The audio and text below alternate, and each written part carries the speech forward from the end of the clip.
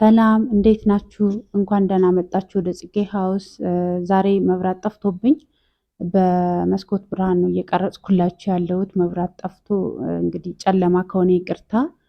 ሀሳብ አስተያየታችሁን ኮሜንት ላይ አስቀምጡልኝ፣ ላይክ ሼር አድርጉ፣ ቤተሰብ ሁኑ እያልኩኝ ዛሬ እንግዲህ በሌላ ሀዘንም ከስቷል። እንግዲህ ኢቢኤስ ቴሌቪዥን መስራች እንግዲህ ዛሬ አቶ አማን አርፈዋል።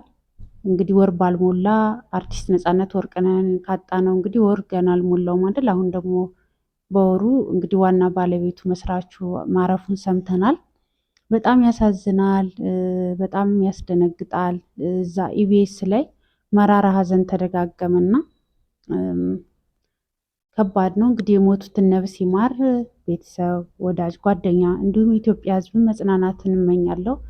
እውነት እኔ አስደንግጦኛል። ምክንያቱም ወር ባልሞላ አሁን የዛሬ ወር ሳይሞላው አርቲስት ነፃነት ወርቅነህን አጥተነው አሁን ደግሞ ዋና ባለቤቱ አረፈ ሲባል በጣም ከባድ ነው። በየቀኑ ያው ታዋቂ አይደሉም እንጂ ሞት አለ። ግን እንደዚህ ታዋቂ ሆነው ያው በሚዲያውም በምንም ስማቸው የሚጠራ ሰዎች ምናምን ስለሆነ ነው እንጂ ሞት አለ። ግን ለሞቱትም ነፍስ ይማር ማለት እፈልጋለሁ። ከባድ ነው። ግን ለኢቢኤስ ክሩ በሙሉ መራራ ሀዘን ተደጋገመባቸው። እንግዲህ መጽናናትን እንመኛለን። እንግዲህ ትላንትናም ላይቬ ላይ ተናግሬው ነበረ። የዋንትያ ጉዳይ አሁንም ማነጋገሩን ቀጥሏል። አሁን እኔ ዋንትያ ብዬ ተናገርኩ እንጂ ብዙ ሴት እህቶቻችን አሁን ያሉበት ሁኔታ በጣም ከባድ ነው። ብዙዎች በጭንቀት ከላይ አይወደኝም ከላይ ይወደኛል በሚል ሰበብ ብዙ ሰው እየተጎዳ ያለ ይመስለኛል።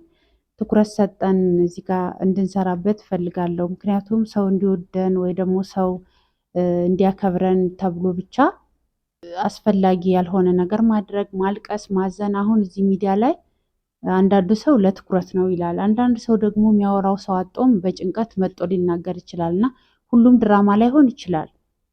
አንዳንዶቹ ደግሞ በሽታም ናቸው። በሽታ ማለት የመጣንበት አስተዳደግ ሁኔታ፣ የምናሳልፈው ህይወት ከባድ ነው። አሁን ወጣት ላይ ያለው ሸክም ከባድ ሆኗል። የሰላም ማጣት፣ ኢኮኖሚው አለመረጋጋቱ፣ የስራ ማጣቱ ያለው ሁኔታ ተስፋ የሚያስቆርጥ ምናምን ብዙ ነገሮች አሉና የዛ ተደምሮ ጭንቀት ብዙ ነገር እየፈጠረ ነው እና ብዙ ወጣት አሁን ያለበት ሁኔታ አስፈሪ ነው። ግን ደግሞ በምንችለው አሁን ዋንትያ ብዬ ስም ጠራው። ምክንያቱም ሰሞኑን መነጋገሪያ ስለሆነች እያለቀሰች ልጄን ሰደቡብኝ ምናምን እያለች ነበረ እና ወደ ሚዲያ ከወጣ ሰው ብዙ ነገር ይባላል፣ የታወቀ ነው። ብዙ ነገር አለ። ግን ትሰደብ ማለቴ ሳይሆን እኔ ሲጀመር ብዙ ተከታዩ አይደለሁም። ግን አንዳንድ ነገሮችም ልጅነት ነገሮችን አለማወቅም ይመስለኛል እንጂ ሚዲያ ላይ ያለ ሰው ብዙ ነገር ይናገራል፣ ብዙ ነገር ይላል። ሁሉም ሰው አይወድም፣ ሁሉም ሰው አይጠላም። ስለዚህ ነገሮችን አስተካክለሽ መሄድ ነው እንጂ አሁን እዚህ ጋር ወጠሽ አልቅሰሽ ምናምን ሰው ያው እንደዚህ ሁና እንደዚህ ሁና ከማለት ውጭ ሌላ ነገር የለም። ሌላው ድራማ ነው። ትኩረት ስታጣ ነው፣ ገንዘብ ሲያጡ ነው፣ ሲቸግራቸው ነው። እንደዚህ ሚዲያ ላይ የለመዱ ልጆች ብር ሲያጡ ወይ ደግሞ ትኩረት ሲያጡ ምናምን ነው ምናምን ብለው ደግሞ የሚተቹም አሉ። አሁን እኔ ግን ጠቅለል አድርጌ ለምሳሌ እሷን አነሳው እንጂ ብዙ ልጆች ጭንቀት ላይ ሆኖ የሚረዳቸው የሚያዳምጣቸው ሰው አጣው ራሳቸውን እያጠፉ ስለሆነ እኔ ተደጋጋሚ ይሄን ነገር አስበዋለሁ። የሚገርማችሁ ምክንያቱም እንደ ቀልድ አይ እሷ እንደዛ ናት፣ አይ እሱ እንደዚህ ነው እያለን ከጎናችን ያለን ሰው ባለመጠየቅ ችግሩ ምን እንደሆነ። በነገራችን ላይ ገንዘብ ብቻ አይደለም ችግር እንደ ሀገር ሰው ያለበት ሁኔታ ሁሉም በራሱ ሩጫ ላይ ስለሆነ የሚያዋራው አጧል። ሌላውን ተውት፣ ብሎ የሚሰማው ሰው አጧል። እንደዚህ ሁኛለሁ ስትልሽ ከዛስ ሁሉም በየራሱ ሩጫ ላይ ነው። አብራችሁ ተቀምጣችሁም ሀሳቡ ሌላ ቦታ ነው። ይሄ ስልክ አለ፣ ይሄ ሚዲያ አለ፣ በየፕላትፎርሙ የምናየው ነገር አእምሯችን ተቆጣጥሮታል ምናምን እና ሰው ብሎ የሚሰማው ሰው አጧል። በእውነት አሁን ብዙ ሰው ብታዩት ብቻውን እየባዘነ ነው። ብቻውን እያወራ የሚሄድ ሰው አለ፣ ብቻውን የሚያለቅስ አለ። ግን ማነህ፣ እንዴት ነህ፣ ምን ተፈጥሮ ነው፣ አይዞሽ አይዞህ የምንባባልበት ነገራችን ሙሉ በሙሉ ጠፍቷልና ሀሳባችን ተወስዷል። አንዱ ለአንዱ በገንዘብ ብቻ አይደለም በሀሳብ አይዞሽ አይዞ መባባል ትልቅ ነገር ነው። ግን አሁን ሁሉም የራሱ ሩጫ አለበት። አብረን ተቀምጠንም ትኩረታችን ሌላ ቦታ ሆኗል ምናምን በቃ አንጠያየቅም፣ አንፈላለግም። ሁላ ከጎናችን ያለ ሰው እንኳን ምን እንደገጠመው አናውቅም። እንደውም ሰሞኑን አንድ ማቃት ልጅ እንዴት ናት ምናምን ብዬ ስጠይቅ ጓደኞቼን አግኝቻቸው ነበር ሰሞኑን እና ወይ እሷ ደህና ናት አናገኛትም፣ ወፍራለች፣ አምሮባታል፣ ግን ተገናኝተን አናውቅም። አሁን ደግሞ ለስራ ሌላ ሀገር ሄዳለች ምናምን አሉኝ ማለት ነው። አስቡት አሁን ያቺ ሰው ወፍራለች፣ አምሮባታል ያሏት አግኝተዋት አያውቁም፣ ደውለውላትም አያውቁም። ግን በቃ እንዲሁ ሶሻል ሚዲያ ላይ ቪዲዮ ቀርጻ ምናምን እንትን ስትል ያዩዋታል እና እዛ ጋ ያዩትን ነው እንጂ እሷ ምን እያሳለፈች እንደሆነ ምን እንደገጠማት ምን እንደሆነች እንዴት ሌላ ቦታ እንደሄደች ምናምን የሚያውቅ የለም። እና ጠየቃችኋት ግን አሁን ፊዚካሊ ሳይሆን ሜንታሊም ብዙ ነገር እየደረሰ ስለሆነ አእምሮዋ እንዴት ነው አልኩኝ። የምሬን ነው የምላችሁ። ልቧ እንዴት ነው?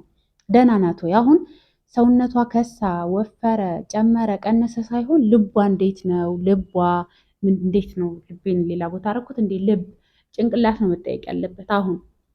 ምክንያቱም ብዙ ሰው የሚያወራው ሰው አጧል፣ የሚያዳምጠው ሰው አጧል፣ ስራ አድክሞታል፣ ኑሮ አድክሞታል። በቃ ብዙ ነገር አለና በምንችለው አብሮን ያለን ሰው ሊሆን ይችላል፣ ጓደኛ፣ ቤተሰብ አላቅም። ሁሉም ሰው በቃ በስራ የምታውቁት ጓደኛችሁ ምናምን የሆነ ጊዜ ሞቶ ወይኔ እንዴት ያለች ልጅ ነበረች፣ እንዴት ያለ ልጅ ነበረ እንደዚህ ባረግለት ብጠይቀው ከምንል ሲያለቅስ ጠይቁት፣ ሲከፋው እንጠይቀው። ዝም ሲል ምን ሆንክ፣ ነገሮች ይስተካከላሉ፣ አይዞሽ አይዞ እንባባል። እውነት አሁን ብዙ ሰው የሚጠይቀው ብሎ የሚሰማው አጧል። እውነት እኔ ይህን ነው እያየሁት ያለሁት። ሆደ ባሻ ሆኗል ሰው ብታዩት። የሆነ ትንሽ ነገር ለምን ቀይ ከለር ያለው ልብስ ለበስክ ብላችሁ ለቀልድ እንኳን ብትጠይቁት እንዴት እንደዛ ተባልኩ ብሎ እየየ ይላል ሰው። በቃ ሆድ ብሶታል ሰው። እውነት እኔ ብዙ ሰዎች እያየሁ ነው፣ ሆድ ብሶታል፣ ያለቅሳሉ እየየ ምንም ባልተፈጠረበት። ምንድን ነው ብላችሁ ብትጠይቁት ያ ሰው ወይ ሰው ናፍቆታል ወይ የሚያዳምጠው ሰው አጧል። ብቻ የሆነ ነገር አለ። አሁን እኛ ስራ ገንዘብ፣ ስራ ገንዘብ፣ አዎ እሱ አስፈላጊ ነው፣ በዚህ ሰዓት ግዴታ ነው፣ ሰርተንም ብዙ ነገር አለው። ግን ከዛ ባሻገር ደግሞ በምንችለው በዙሪያችን ያሉ ሰዎችን ቼክ እናርግ። በእውነት ሲያልፍ ስታልፍ ሄደች ሄደ ከምንባባል እንጠይቅ እባካችሁ። እውነት እኔ ይሄ መልእክት ብቻ ሳይሆን በጥብቅ እንትን ልንልበት ይገባል። ምክንያቱም በጣም በጣም ብዙ ልጆች ራሳቸውን እየጎዱ ነው። በጣም ብዙ ልጆች ብዙ ነገር እየደረሰባቸው ነው። ጭንቀቱ፣ ውጥረቱ፣ ሀሳብ። ይሄኔ ቀርባችሁ ብታዋሯቸው መፍትሄ ሊኖረው ይችላል። መፍትሄ የሌለ ነገር የለም። ግን ብቻችሁን ሆናችሁ በውስጣችሁ ስታብሰለስሉት ከባድ ነው የሚመስለው። በጣም ከባድ የሆነው ነገር ደግሞ ለሆነ ሰው ስታካፍሉት ይቀላል። ያ ሰው ሀሳብ ሼር ሲያደርጋችሁ ኦኬ ለካ እንደዚህም ነው የምትሉበት ሁኔታ ሊኖር ይችላል። ሆን ብሎ ደግሞ ብቻችሁን ሆናችሁ የሆነ ነገር ስታብሰለስሉ ይበልጥ ብቸኝነት እንዲሰማችሁ የሚያደርግ የሆነ ነገር አለ እና አንዳንድ ሰው እናዳምጥ፣ እንጠይቅ። እውነት እኔ አሁን ብዙ ልጆች እያሳዘኑ ስለሆነ ነው። በየሚዲያው የምታዩት ነገር አለ። ሰው ብቸኝነት ከመብዛቱ የተነሳ በብዙ ነገር እየተሸወደ ነው። የሚያማክረው ሰው ስለሌለ የሆነ ስራ አለ ተብሎ ይህን ያክል ብር አስገባ እሺ ብሎ ያስገባል። ያን ነገር ይበላሉ። የሆነ ነገር ወደ ውጭ ሀገር ልንሄድ ነው፣ ሰው ልንወስድ ነው፣ እንደዚህ እንደዚህ ካናዳ መሄድ ትፈልጊያለሽ? ሚሊዮን የውሸት ማስታወቂያ ሲያዩ ማንንም ሳያማክሩ ውስን ያደረጉና ብራቸውን ተበልተው ባዶ ሜዳ ይቀራሉ። ህይወታቸው ይበላሻል።